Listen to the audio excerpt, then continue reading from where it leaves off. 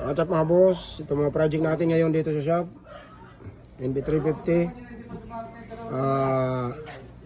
Install tayo ng headrest, seat cover at saka dito engine cover. Tapos sa kabila putong transban. Ito ang nilagay natin, no? Sidings at saka seat cover.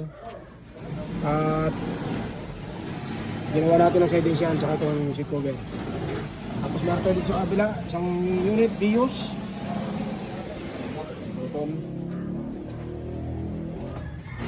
BIOS. Ang lagay natin seat cover. Yan sa likod. Tapos ito kabila NB350. Seat cover yan.